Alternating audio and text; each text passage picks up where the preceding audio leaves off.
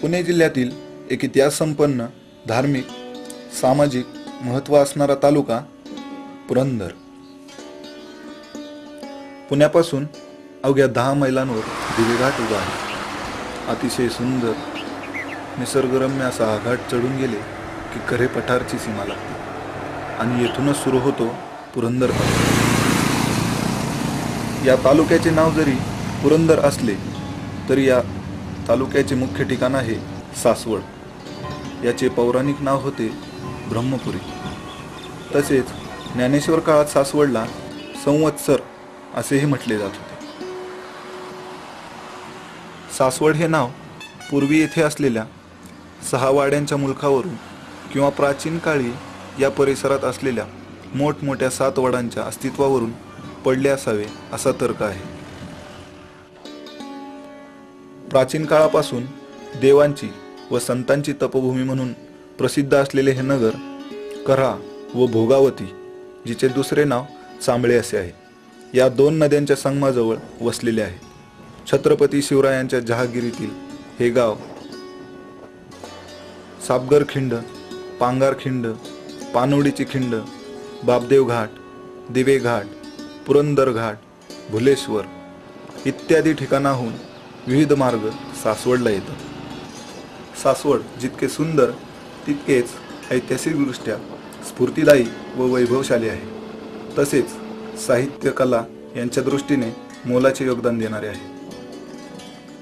सासवड व कऱ्हा हे 2 शब्द उच्चारताच प्रथम आठवतात कऱ्हेचं पाणी हे आत्मचरित्र लिहिणारे व श्यामची आई या चित्रपटाला राष्ट्रपती पदक मिळवून देणारे, काव्य असो वा नाट्य, शिक्षण असो वा राजकारण, वृत्तपत्र असो वा चित्रपटसृष्टी या सर्व क्षेत्रात मुक्त विहार करणारे आणि त्या प्रत्येक क्षेत्रात स्वतःचा अविस्मरणीय ठसा उमटवणारे आचार्य अत्रे यांचे हे जन्मगाव.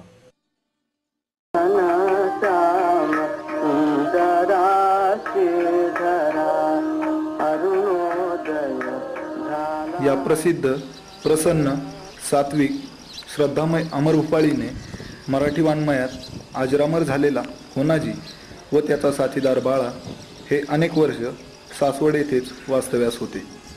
होनाजीचा अंतही येथेच झाला. पेशव्यांच्या 3.5 शहाण्यांपैकी एक शहाणा सरदार सखाराम बापू बोकील, तसेच सरदार बाळाजी कुंजीर व सरदार अंबाजीपंत पुरंदरे याच मातीतले. शक्ती आणि भक्ती याचा सुरेख संगम सासवड येथे झालेला दिसून येतो. प्राचीन काळापासून सासवड हे ठिकाण ज्ञानदेवांचे धाकटे बंधू श्री संत सोपानदेवांच्या समाधीमुळे अतिशय विख्यात व पवित्र झाले आहे. सासवडच्या पश्चिमेस भोगावती नदी, जिला चांबळी नदी या नावाने सध्या ओळखले जाते, तिच्या काठावर सोपानदेवांची समाधी आहे. मंदिरात प्रवेश केला की दर्शनी भागी श्री नागेश्वराचे शिवमंदिर आहे. या मंदिराच्या भिंतीवर सोपानदेवांनी लिहिलेल्या सोपानदेवी या ग्रंथाचे शिलालेख आहेत. या मंदिराच्या मागे कीर्तन मंडप आहे. गर्भागारात संत सोपानदेवांची नितांत सुंदर समाधी आहे. समाधीच्या दक्षिण भागात एक विशाल जुना चिंचेचा वृक्ष आहे.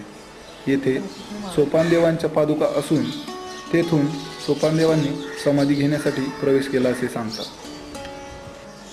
आपल्याला वाळीत टाकणाऱ्या लोकांना व्यास आणि वाल्मिकी कोण कुळत तैसेची आमुची सोपान म्हणे या भाषेत ते सुनावतात.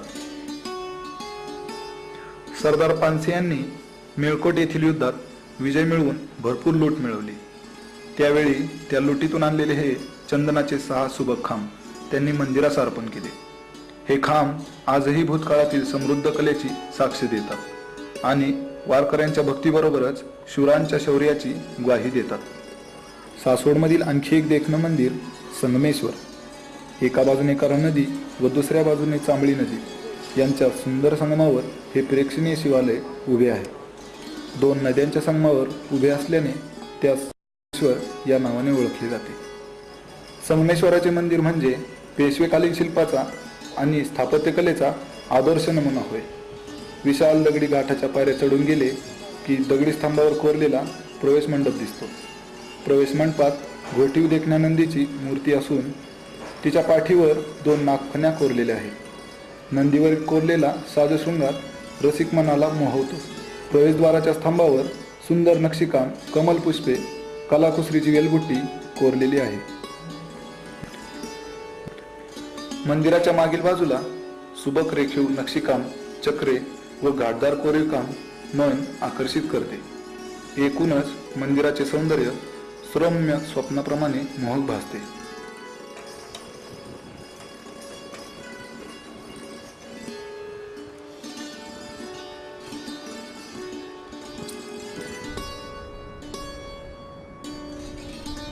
निसर्गरम्य व आल्हाददायक अशी पार्श्वभूमी असणारे, प्राचीन शिल्पाची साक्ष देणारे आणखी एक शिवमंदिर चांगावटेश्वर.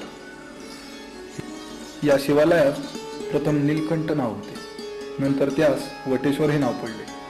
ज्ञानेश्वरांच्या काळातील महान योगी चांगदेव येथे अनेक वर्षे वास्तव्यास होते, म्हणून यास चांगावटेश्वर म्हणतात. प्रवेशद्वारातून प्रवेश करताच प्रशस्त दगडी प्राकार लागतो.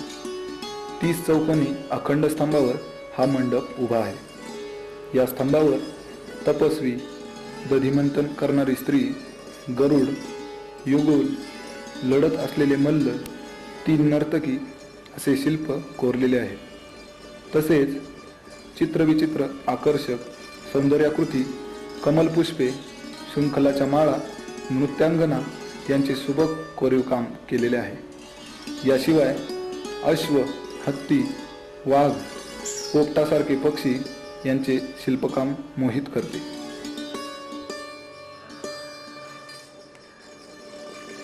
सभामंडपात विशाल देखणी नंदीची मूर्ती आहे.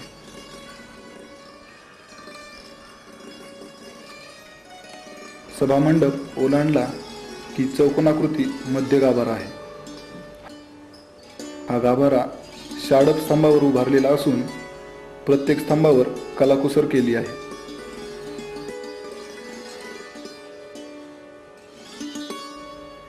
शिवालयाचे गर्भागार नितांत शांत आहे. मंदिराच्या शिखरावरील मूर्तिकामही अतिशय सुंदर आहे. निसर्गरम्य परिसर व जवळूनच वाहणारी करा नदी यामुळे येथील वातावरण मनाला उल्हासित करते.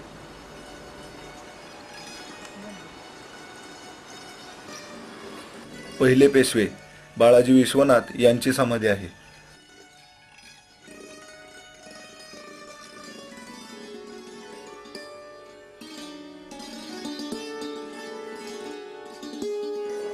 बाळाजी विश्वनाथ मूळ कोकणातले, पण ते अनेक वर्ष सासवड या ठिकाणी वास्तव्यास राहिले होते.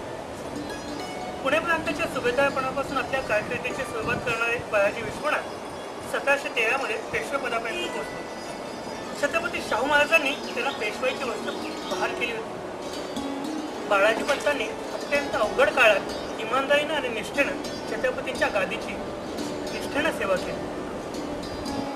पेशवाईंच्या काळामध्ये जास्तीत जास्त कारभार हा सासवडमधून चालायचा आणि म्हणून त्यावेळी सासवडला राजधानीचं स्वरूप प्राप्त झालं होतं. अशा या अत्यंत तल्लख बुद्धीच्या, चतुर आणि मुत्सद्दी राजकारणी बाळाजी पंतांचं त्या ठिकाणी सासवड येथे देहावसन झालं. ही आहे छत्रपती शिवाजी महाराजांचे पहिले सरसेनापती बाजी पासलकर यांची समाधी. फत्तेखानाबरोबर झालेल्या बेलसर येथील युद्धात प्रत्यक्ष छत्रपती शिवाजी महाराजांनी खानाच्या सैन्याची दानादान उडवली. पळून जाणाऱ्या खानाच्या सैन्याचा बाजी पासलकर यांनी सासवडपर्यंत पाठलाग केला. यामध्ये विजय मिळाला, पण वयाची 60 ओलांडलेला हा महान योद्धा धारातीर्थी पडला. त्यांना छत्रपती शिवाजी महाराजांनी यशवंतराव हा किताब दिला होता. या महान योद्ध्यास आमचा मानाचा मुजरा. पुरंदर तालुक्यात करेच्या काठावर जागोजागी प्राचीन शिव मंदिरे आहेत. अगदी चालुक्य, यादवांच्या काळापासून ते पेशवाईपर्यंत वेगवेगळ्या कालखंडात ही मंदिर निर्मिती झाली. यातीलच एक देखणं, एकांत असलेलं मंदिर ते म्हणजे पांडेश्वर. सुंदर परिसर, प्राचीन बांधकाम शैली, त्यावरील शिल्पकाम आणि अद्वितीय शिवलिंग ही पांडेश्वरची खास वैशिष्ट्ये. जेजुरीपासून सुमारे 10 ते 12 किलोमीटर अंतरावर हे मंदिर आहे.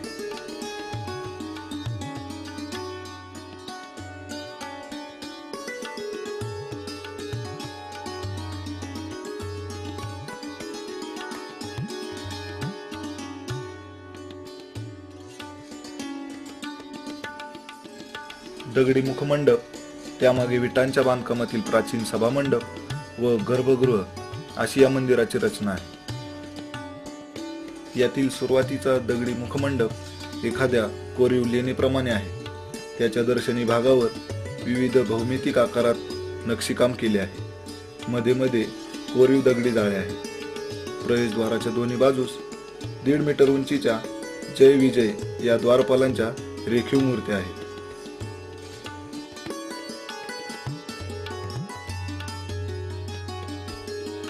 कोरीव खांबावर साकारलेल्या या मंडपात 24 कोनाडे आहेत. या दगडी मुखमंडपाची शैली तसेच द्वारपालाची रचना पाहता हे बांधकाम चालुक्याच्या काळातील असावे असे वाटते.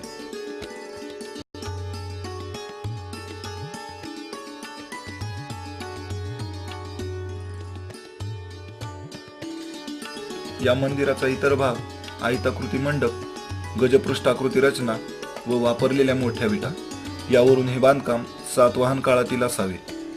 पुढे या वास्तूला चालुक्य काळात दगडी मुखमंडप जोडून सजवला असावा. याचा जीर्णोद्धार शके 1118 मध्ये झाला असावा. पांडेश्वराचं शिवलिंगही अद्वितीय असं आहे. शिवलिंगाच्या आकाराच्या एका मोठ्या दगडी ओट्यावर या शिवलिंगाची स्थापना केली आहे.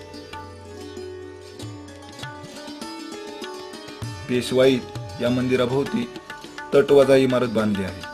त्यावर रामायण, महाभारतातील प्रसंग व विविध प्राणी रेखाटलेले दिसतात.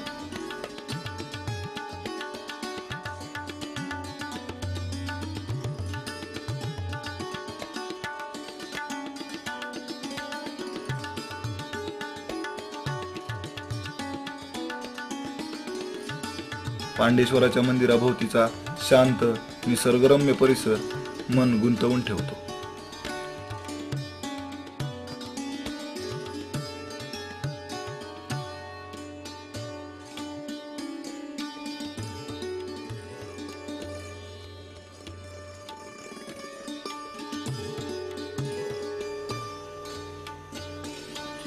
ही महर्षी वाल्मिकी यांची समाधी. अगणित माणसांना लुबाडून त्यांचे मुडदे पाडणारा वाल्या कोळी, आपल्या उत्पन्नात वाटेकरी होणारे सगळे सोयरे आपल्या पापात मात्र वाटेकरी होण्यास तयार नसतात. हे नारद मुनींच्या सानिध्यात समजल्यानंतर पुढे महर्षी वाल्मिकी बनला. इतकेच नव्हे तर ज्ञानाची मक्तेदारी उच्चवर्णीयांच्या हातात असताना रामायणासारखे अजरामर महाकाव्य लिहिणारा तो पहिला दलित साहित्यकार होता असे म्हणावे लागेल.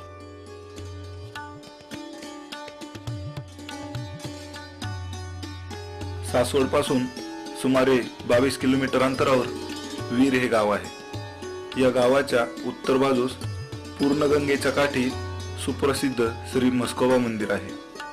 मंदिराचे शिखर इतर शिखरांपेक्षा खूप वेगळे आहे. श्री छत्रपती शाहू महाराजांनी मंदिराचा आतला भाग व नगारखान्याजवळील दीपमाळ बांधली. मालजी घुणे यांनी मंदिराचा बाहेरचा भाग व शिखर बांधले.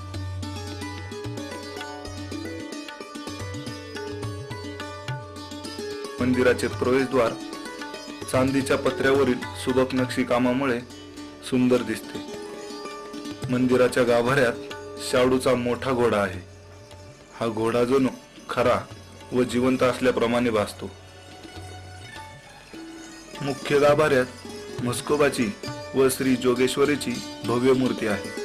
शेजारीच म्हस्कोबाचे शय्यास्थान आहे, जेथे एक पलंग असून त्यावर पादुका तसेच देवाचा हुक्का अशा वस्तू आहेत. मंदिराच्या भोवती तटबंदी आहे. एक मुख्य शिखर व त्याच्या भोवती छोटी शिखरे अशी शिखर रचना आहे.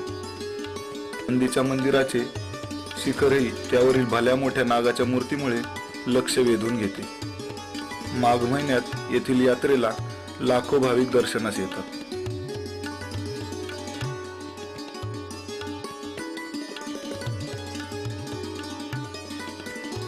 उंच डोंगरावर असणारे कानिफनाथ मंदिर प्रसिद्ध आहे. नवनाथांपैकी एक असणारे कानिफनाथ यांचे हे तपश्चर्या करण्याचे ठिकाण होते असे सांगितले जाते.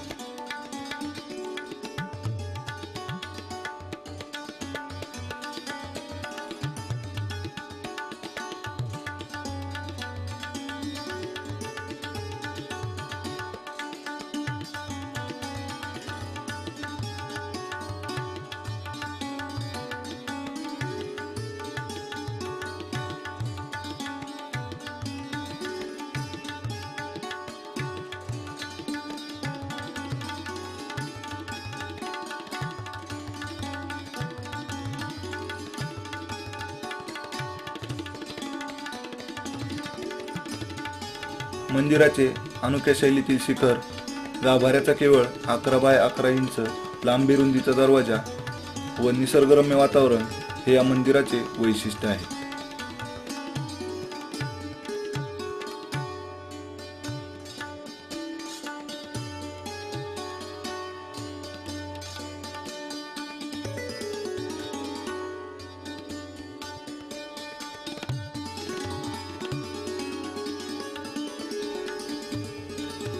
पुरंदरमधील उत्कृष्ट वास्तुशिल्पाचा नमुना म्हणजे नारायणपूर येथील श्री नारायणेश्वराचे मंदिर होय. मूळ मंदिर हे शिवपूर्व काळातील आहे. हेमाडपंथी रचना असणाऱ्या या मंदिराच्या शिखरावरील नक्षीकाम खूपच आकर्षक आहे. 5 फणी असणारा प्रचंड मोठा नाग पाहता क्षणी लक्ष वेधून घेतो. मंदिराची रचना व त्यावरील नक्षीकाम पाहता हे चालुक्य काळातील बांधकाम असावे असे वाटते.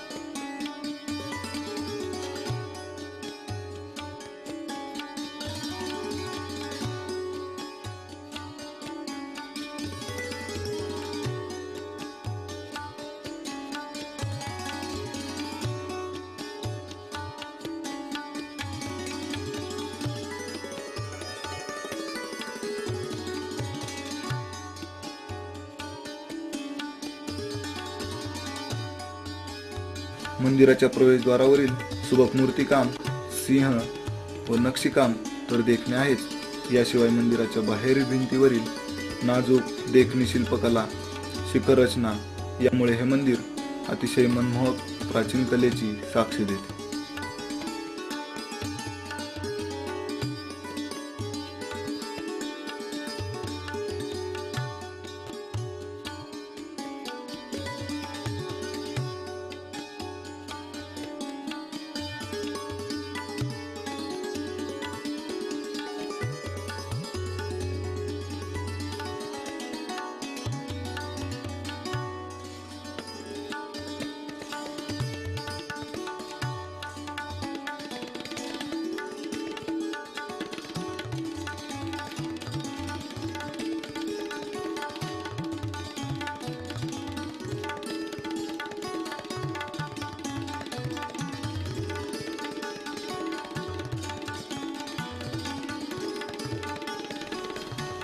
या मंदिराच्या जवळच एकमुखी दत्ताचे मंदिर आहे. हे देखील खूपच प्रसिद्ध आहे.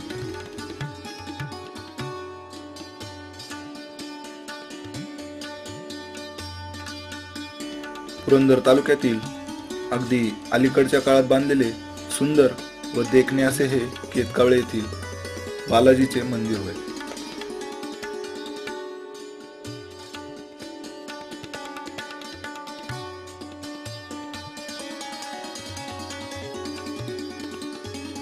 दक्षिणेतील तिरुपतीची ही हुबेहूब प्रतिकृती असणारे मंदिर आहे. स्वच्छ, सुंदर, विशाल परिसर, सुबक बांधकाम हे या मंदिराचे खास वैशिष्ट्य म्हणावे लागेल. दक्षिणात्य मंदिराची आकर्षक शिखर रचना पाहता क्षणी मोहित करते.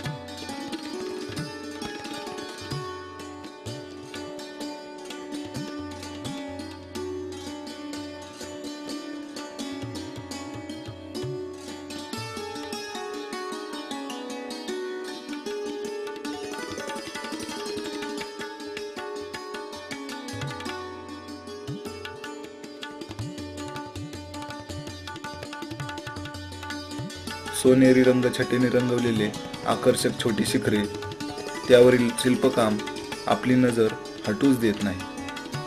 नेहमीच्या वर्दळीच्या ठिकाणापासून दूर निसर्गरम्य परिसराच्या सानिध्यात असणारे हे मंदिर भाविकांना तसेच निसर्गप्रेमींना आकर्षित करून येते.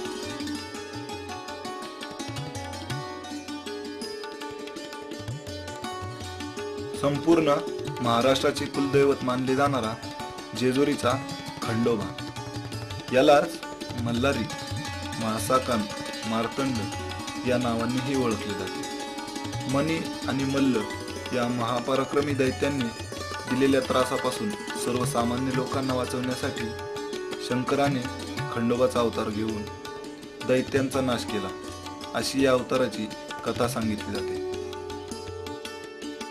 जेजुरीकडे जाताना अगदी लांबूनही जेजुरी जवळ आल्याची जाणीव होते. एका छोट्याशा टेकडीवर असलेल्या या मंदिराचा कळस दुरूनच आपले लक्ष वेधून घेतो. लांबवरून एखाद्या किल्ल्याच्या तटबंदीसारखा दिसणारा हा परिसर लगेच नजरेस भरतो, तो जय मल्हार अशा मोठ्या अक्षरात असणाऱ्या शब्दांमुळेच. जेजुरीमध्ये कडेपठार येथे जुने मंदिर असून अलीकडे नवे मंदिर आहे. याचे खरे नाव करापठार, पण पुढे याचा अपभ्रंश होऊन कडेपठार या नावाने ओळखले जाते. या मंदिरापर्यंत जाण्यासाठी पायथ्यापासूनच पायऱ्यांची व्यवस्था केलेली आहे. उंचीला कमी परंतु रुंदी व लांबी जास्त असणाऱ्या या पायऱ्यांवर सतत भाविकांची वर्दळ सुरू असते. कडेपठारवरील हे मंदिर अतिशय प्राचीन व मूळ मंदिर आहे.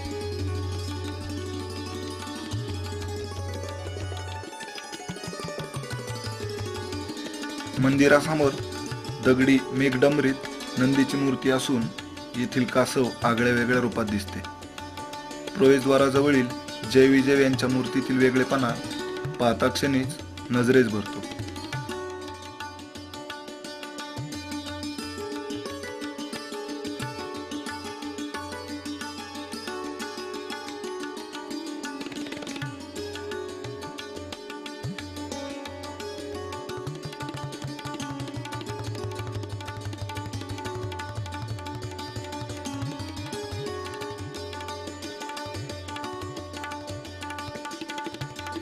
मंदिरात प्रवेश करताच खंडोबाचा लाडका कुत्रा दिसतो.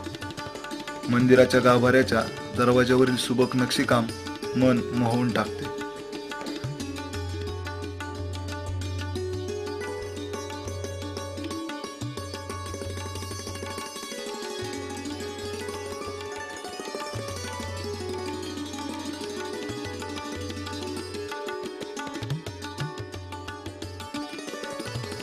गाभाऱ्यात खंडोबा आणि म्हाळसा यांची स्वयंभूलिंगे आहेत. तसेच खंडोबाची नितांत सुंदर लक्षवेधक मूर्ती असून त्यांच्या हातात त्रिशूळ, खडक व डमरू आहे.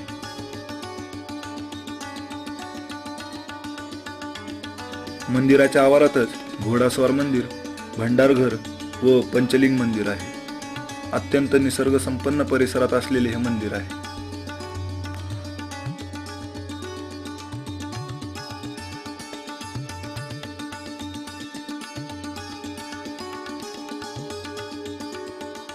परंतु भक्तांची अडचण दूर होण्यासाठी खंडोबा या नव्या मंदिरात राहायला आले असे मानले जाते.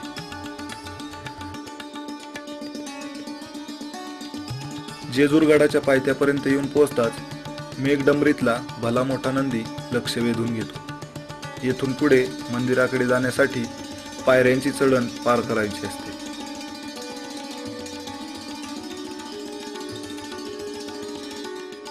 थोडेसे अंतर चढून वर आलो की घोड्यांची पागा दिसते. अश्व हे खंडोबाचे वाहन असल्यामुळे त्याच्या देखभालीसाठी गडावरची ही स्वतंत्र जागा. गडाच्या वाटेवरच पुरंदरचा सुपुत्र आद्य क्रांतिकारक उमाजी नाईक यांचा हा चित्ताकर्षक पुतळा नजरेस येतो. निम्मा गड चढून गेल्यावर एके ठिकाणी खंडोबाची दुसरी बायको बानाईचे छोटेसे मंदिर दिसते. बानाई ही धनगर जातीतली होती. आपण पायऱ्या चढत असताना दुतर्फा असणाऱ्या अनेक छोट्या मोठ्या दीपमाळा आणि जागोजागी आपल्या स्वागतास सज्ज असलेल्या दगडी कमानी हे जेजुरीचे आणखी एक वैशिष्ट्य म्हणावे लागेल. या वाटेवरच खंडोबाचे दोन मंत्री हेगडी व प्रधान यांची मंदिरे आहेत. हेगडी हा धनगर तर प्रधान हा वाणी समाजातले होता. नगारखान्यातून पुढे जाताना मंदिराचा बुलंद दरवाजा प्राचीन काळातल्या मजबूत आणि टिकाऊ बांधणीची साक्ष देतो. शेवटची पायरी ओलांडली की एका भव्य मोठ्या प्रांगणात आपण प्रवेश करतो.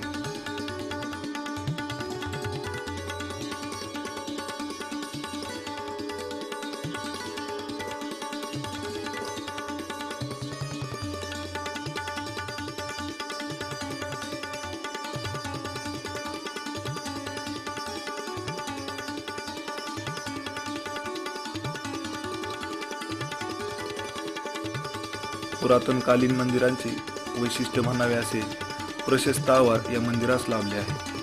मंदिराच्या चौबाजूंनी ओवऱ्यांची तटबंदी असल्यामुळे एकूणच परिसर आकर्षित करणार आहे. खंडोबाचे हे मंदिर उत्तरमुखी असून शिखरावरचे नक्षीकाम देखील प्रेक्षणीय आहे. एक मुख्य कळस आणि त्याच्या 4 कोपऱ्यात असणारी छोटी छोटी शिखरे ही एखाद्या मिनारासारखी दिसतात. मंदिर व आसपासच्या एकूणच बांधणीवर मुघल वास्तुशैलीचा प्रभाव आढळून येतो. मंदिराच्या शिखरातच एक प्रवेशद्वार आहे. त्याच्या आतमध्ये स्वयंभूलिंग असून हे प्रवेशद्वार केवळ महाशिवरात्रीसच खुले करण्यात येते. मंदिराच्या आवारातही अनेक दीपमाळा दिसून येतात. मंदिराच्या सभामंडपात खंडोबाचे वाहन असणाऱ्या अश्वाची भव्य दगडी मूर्ती आहे. गाभाऱ्यात खंडोबा आणि म्हाळसा यांच्या उभ्या मूर्तींचे 3 जोड आहेत. त्यांच्या मागे देखील खंडोबाची एक अत्यंत लक्षवेधक मूर्ती असून त्याच्या हातात त्रिशूळ, डमरू व खड्ग आहे. मंदिराच्या आवारातच पंचलिंग, भुलेश्वर, तुळजाभवानी मंदिर तसेच उमाजी नायकाची तालीम व म्हाळसादेवीचे मंदिर आहे.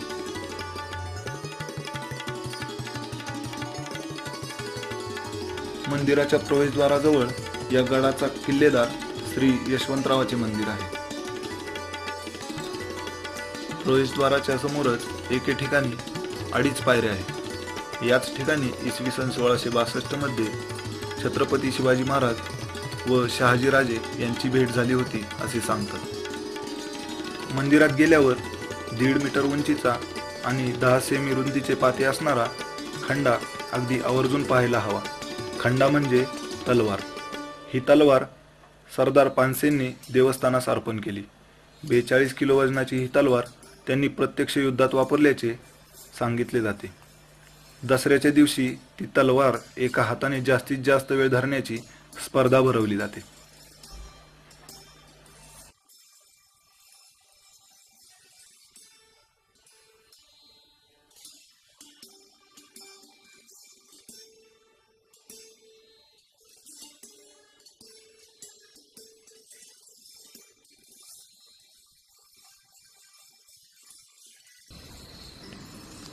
विद्येविना मती गेली, मतीविना नीती गेली, नीतीविना गती गेली, गतीविना वित्त गेले, वित्ता वाचून शूद्र खसले, इतके सारे अनर्थ एका अविद्येने केले. या नेमक्या शब्दात शिक्षणाचे महत्त्व सांगणारे भारतीय शिक्षणाचे आद्यप्रणेते महात्मा ज्योतिराव फुले यांचे हे मूळ गाव. स्त्रिया आणि दलित यांच्यासाठी आपले सर्व आयुष्य पणाला लावणारे महात्मा फुले यांनी शेतकऱ्यांच्या प्रश्नावरती आधारित शेतकऱ्यांचा आसूड हे पुस्तक असेल. पुराणातील भाकड कथांवरती तीव्र आघात करणारे गुलामगिरी हे पुस्तक असेल, किंवा स्त्री अथवा पुरुष असो यांनी कशा पद्धतीने जीवन जगावं आणि सत्य हाच धर्म हे सूचित करणारे सार्वजनिक सत्यधर्म हे पुस्तक असेल. या सर्वांच्या माध्यमातून एक नवीन विचार समाजाला दिला. सत्य आणि समतेचे मूल्य देणारे अनेक अखंड महात्मा फुलेंनी लिहून ठेवलेले आहे.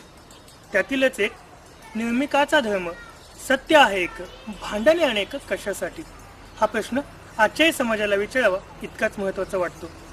नव्या समाजाची रचना करताना, नव्या दिशेने पाऊल टाकताना महात्मा फुलेंनी दिलेले सत्य आणि समता हे विचार आणि त्यांनी सांगितलेले अनेक अखंड, त्यांनी दिलेली मूल्य ही घेऊनच आम्हाला पुढे जावं लागेल. त्याच्याशिवाय आम्हाला पर्यायच नाही.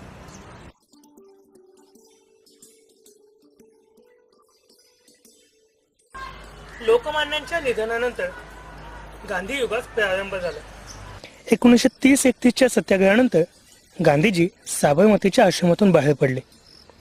अगदी निश्चय करून बाहेर पडले, जोपर्यंत या देशाला स्वातंत्र्य मिळणार नाही तोपर्यंत पुन्हा या आश्रमात पाय ठेवणार नाही अशी त्यांनी प्रतिज्ञाच घेतली. त्यानंतर संपूर्ण देशभर कार्यकर्त्यांचं जाळं निर्माण करण्यासाठी माणसं पाठवण्यात आली.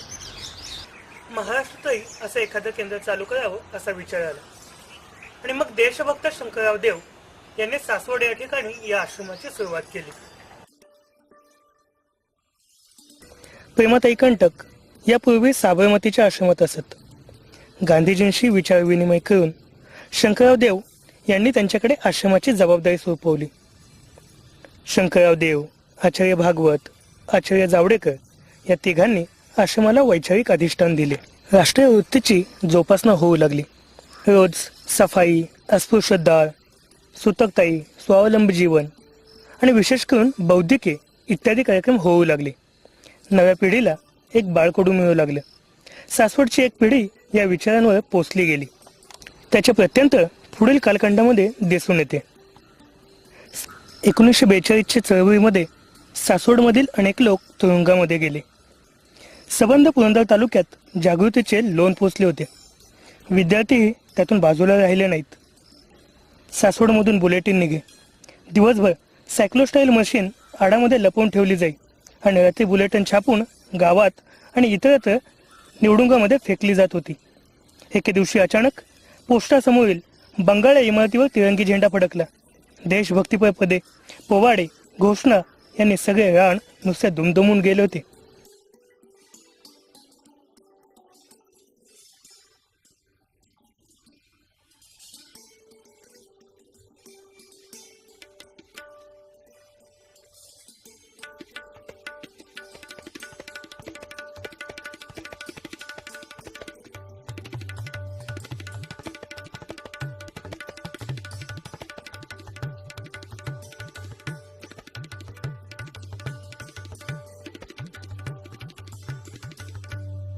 अखिल भारतीय नेत्यांच्या येण्या जाण्याने व कार्यक्रमामुळे सासवडचा परिसर एकेकाळी इतका गजबजून गेला होता की त्यामुळे पुरंदर तालुक्याला महाराष्ट्राचा बारडोली असं समजलं जाईल.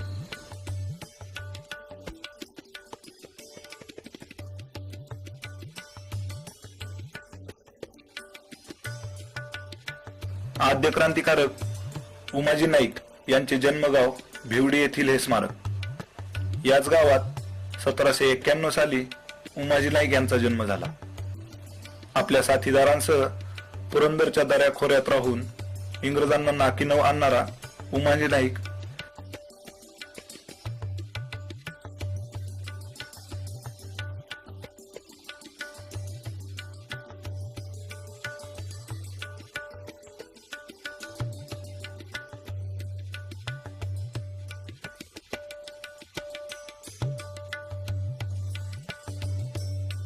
फेब्रुवारी 1831 रोजी इंग्रज सत्तेविरुद्ध जाहीरनामा काढला. यातून त्यांनी लोकांना इंग्रजांविरुद्ध लढण्यास प्रोत्साहित केले.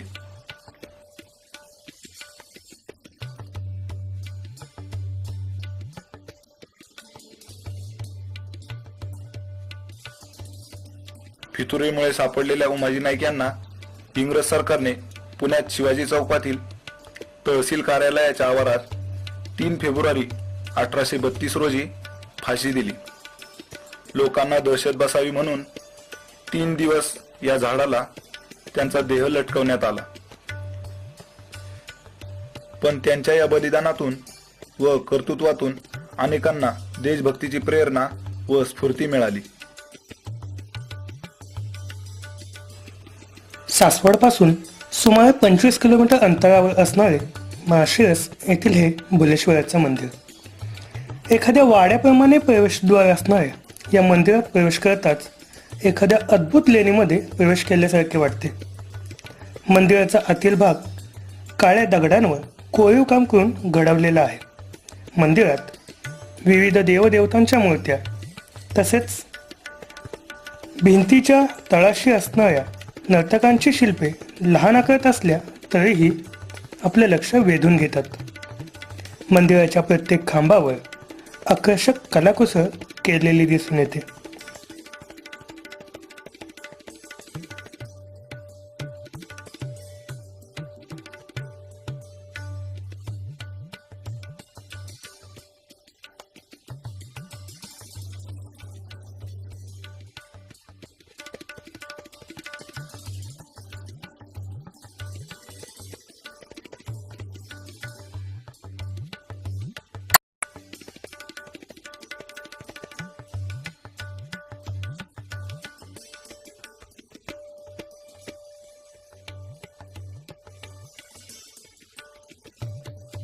ध्यानस्थ असणाऱ्या तपस्वींची विविध भावमुद्रा तसेच घोटीव दगडांपासून साकारलेला भला मोठा नंदी आपलं मन मोहावून घेतो.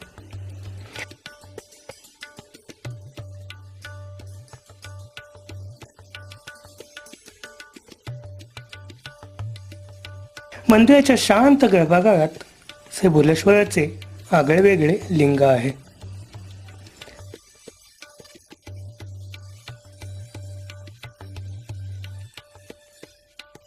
सुबक कोरीवकाम केलेली छोटी मंदिरे तसेच विविध आकारातील अनेक आभूषणांनी नटलेली देवदेवतांची आखीव आणि रेखीव शिल्पे आहेत.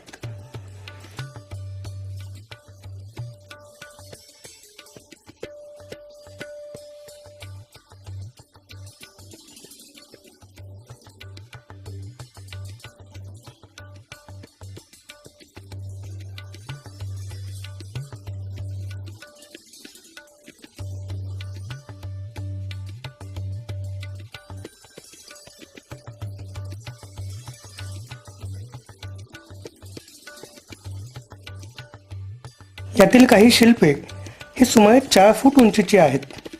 परकीय आक्रमकांनी यातील बहुतांश शिल्पे फोडली असली तरी त्यांचे उरलेले अवशेष सुद्धा आपल्याला प्राचीन उत्कृष्ट कौशल्यपूर्ण शिल्पकामाची आणि सुंदरतेची साक्ष देतात. तसेच महाभारत, रामायण यातील विविध प्रसंग मानवी जीवनाची झलक दाखवतात.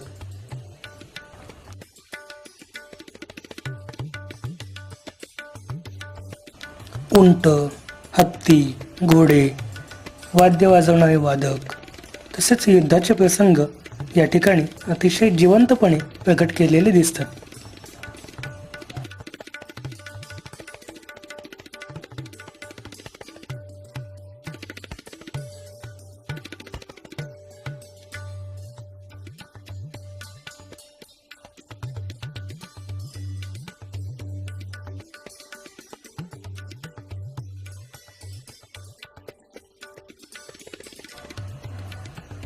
यांच्या शिखरावरील सुबक कलाकुसर व एकूण रचना यावर मुघल वास्तुशैलीचा प्रभाव असल्याचे जाणवते.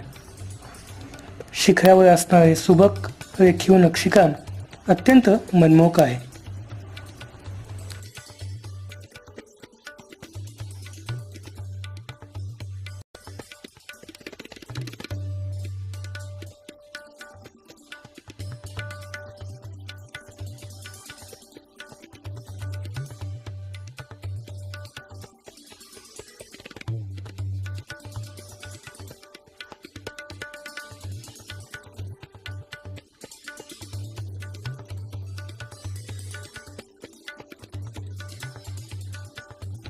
लेणी शैलीतील हे मंदिर व येथील शिल्पकाम पाहण्यासाठी आणि यातील सौंदर्य अनुभवण्यासाठी एकदा तरी या ठिकाणी भेट द्यायलाच हवी.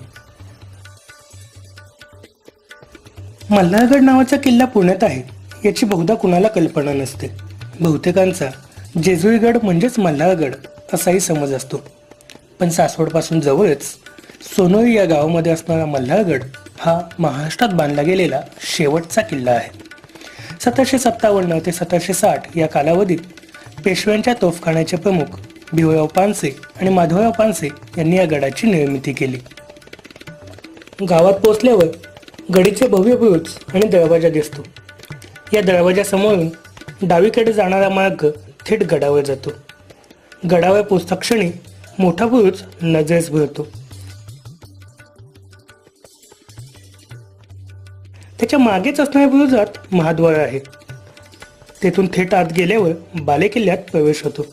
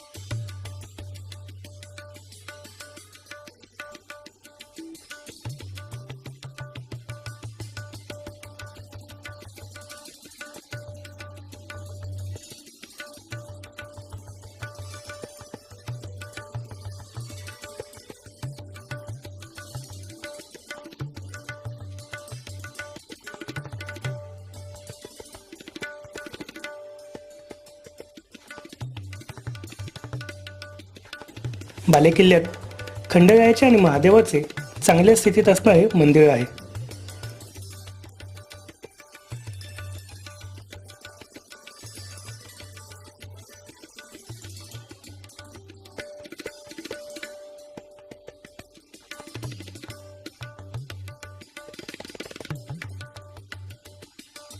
मंदिराच्या मागे गडावरचा चौकोनी बांधीव तलाव आहे.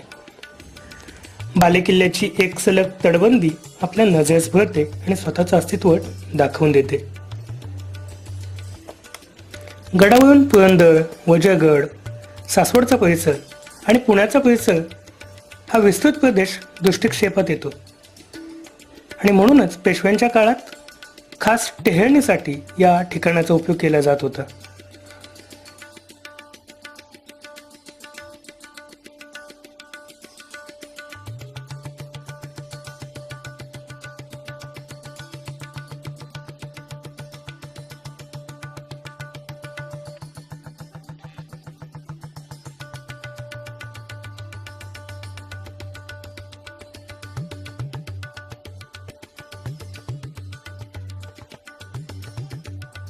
या गडाच्या बाबतीत जाणवणारी आणखीन एक महत्त्वाची गोष्ट म्हणजे या परिसरात कुठेही मानवाचे अस्तित्व दाखवणाऱ्या वाईट गोष्टी अर्थात प्लॅस्टिकच्या पिशव्या, गुटख्यांच्या पुड्या, बिस्किटांच्या पुड्यांची कागद अशा कुठल्याही गोष्टी आढळत नाहीत. आणि म्हणून एका अर्थानं मल्हारगडाला प्रदूषण विरहित किल्ला असं म्हणावं लागेल. छोटा असला तर देखील या किल्ल्याला भेट देणं ही नक्कीच एक आनंद यात्रा ठरू शकते.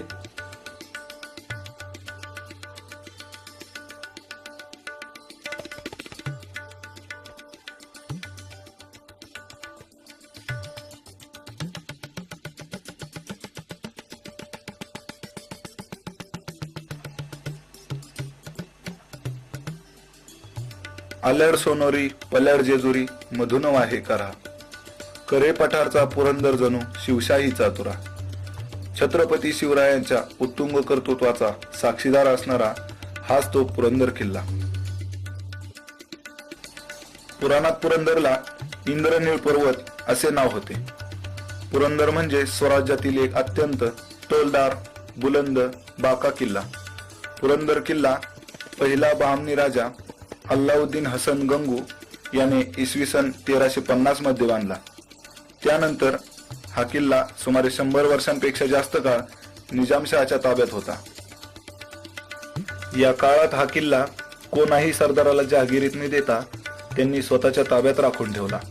पुढे मात्र बहादूर निजामशहाने शिवाजी महाराजांचे आजोबा मालोजी भोसलेंना जहागिरीत दिला. त्यानंतर शहाजींनी आदिलशहाची चाकरी पत्करल्यावर हा किल्ला आदिलशहाच्या ताब्यात गेला. शिवाजी महाराजांनी हा किल्ला निळकंठराव सरनाईक यांच्याकडून स्नेहापोटी मिळवला.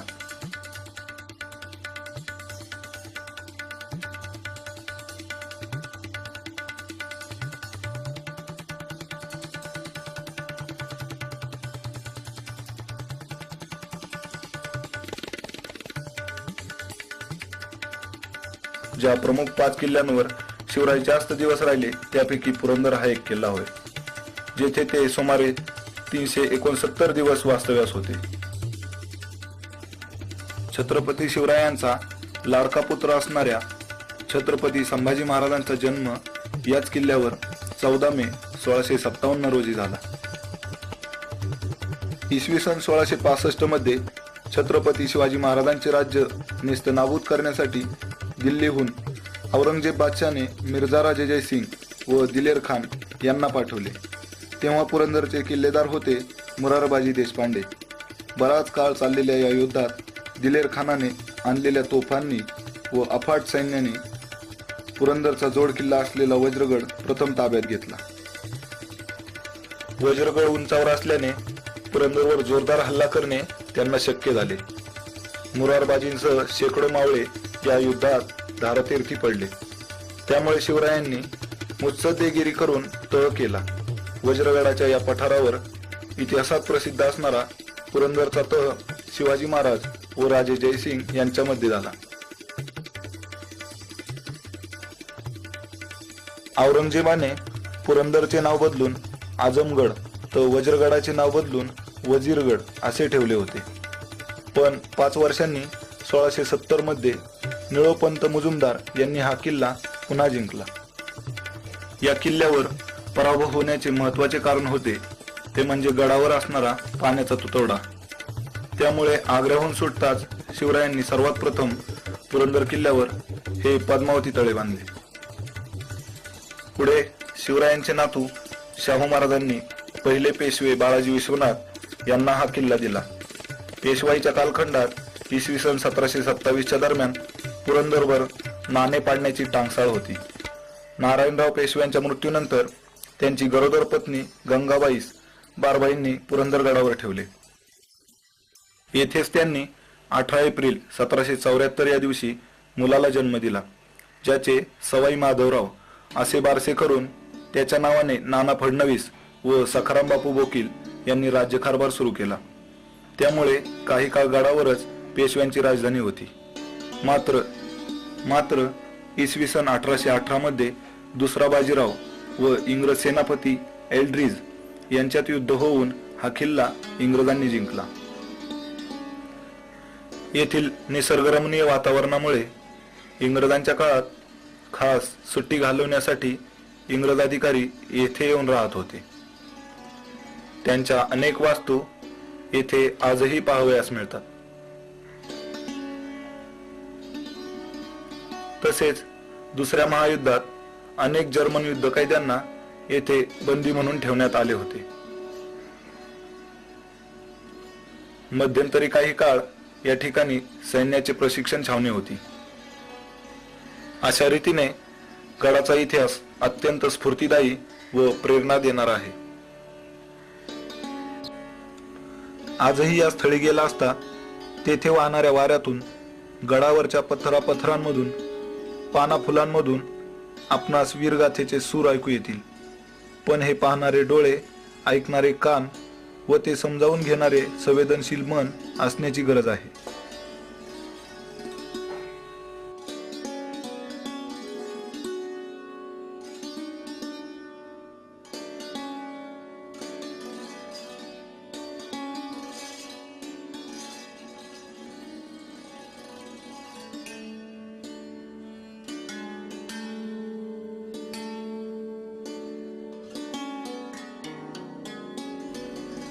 या दृष्टीने पुरंदर तालुक्याचा सविस्तर सखोल इतिहास आपणापर्यंत पोहोचवण्यात आमच्या मर्यादा आहेत. याची जाणीव ठेवून पुरंदर तालुक्यातील काही निवडक ठिकाणांचा, त्या संदर्भातील इतिहासाचा ठेवा आपणासमोर उलगडण्याचा हा छोटासा प्रयत्न. यातून आपल्या मनात ही ठिकाणे पाहण्याची, तेथील निसर्ग सौंदर्य, पावित्र्य अनुभवण्याची भावना निर्माण होऊन आपण त्यांची प्रत्यक्ष अनुभूती घ्यावी, ही छोटीशी अपेक्षा.